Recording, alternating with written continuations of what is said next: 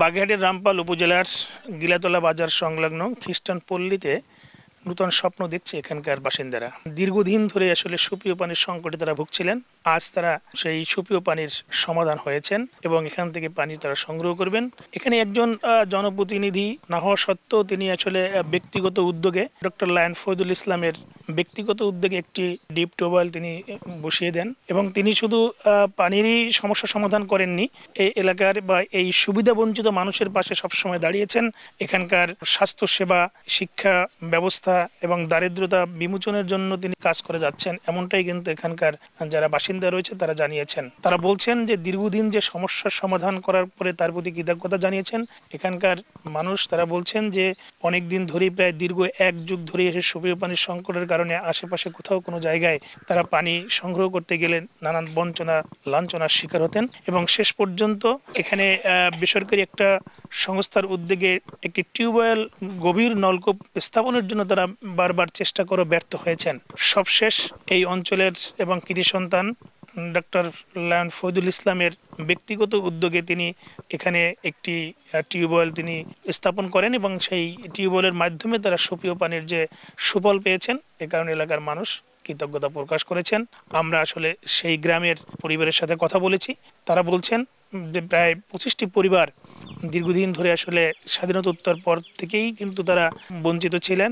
আজ তারা সেই সুফল পেয়ে তাদের মুখে হাসি ফুটেছে। যে কোনো কাজ আমরা বিপদে এতে পড়লু তার পাশে গেলে আমরা পাই আমরা। এই জন্য আমরা চাই এরকম একটা মানুষ আমাদের মাঝে আসুক। সাহেব মামার দ্বারাই আমরা এই পানি আমাদের জীবন পাইছি, নূতন করে আমরা জীবন পাইছি। পানির নাম হচ্ছে জীবন, এই জীবন না হলে মানুষ বাঁচে না। দেখা গেল দূরত্বে পানি এনে খাতে হতো, টানে এনে খাতে হতো, সেইটার করা লাগতেছে। উনি সাহেব আপনার কল দিয়েছে, সেই জন্য উপকৃত হচ্ছে। পানির সমস্যাটা সমাধান করার জন্য আমরা ফরিদুল ইসলাম ফরিদ ভাইয়ের সঙ্গে আমরা যুক্ত হই, তার মাধ্যমে আমরা অনেক উপকৃত হয়েছি।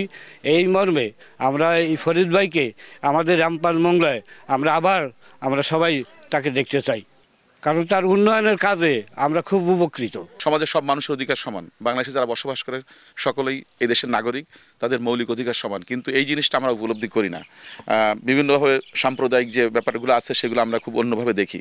তো আমার কাছে মনে হয়েছে যে এই ব্যাপারটা খুবই গুরুত্বপূর্ণ। এই জন্য আমি আমাদের যারা এখানে রাজনৈতিক কর্মী আছে তাদেরকে আমি বলছি, না, এটা আসলে পানির অপর নাম জীবন, এইটা নিয়ে ইগনোর করার কোনো সুযোগ নাই। যেহেতু আমার কাছে গেছে, আমার নজরে আসছে, সুতরাং আমি এই কাজটা করতেই হবে। তো আমি উদ্যোগ নিয়ে এখানে পাশে আরেকজনের সাথে কথা বলে আমি সেখান থেকে লাইনটা এনে এখানে নতুন করে একটা টিউবওয়েল দিয়ে তাদের জন্য এই ব্যবস্থাটা করা হয়েছে। আশা করি তারা সবাই উপকৃত হবে। আমরা এতক্ষণ শুনছিলাম তাদের কাছ থেকে এখানকার যে মানুষের জীবন যাত্রার সেই গল্প। এই ছিল আমার কাছে বাগেরহাটের রামপালের খ্রিস্টান পল্লী থেকে সবশেষ আলী আকবর টুটুল, সময় সংবাদ, বাগেরহাট।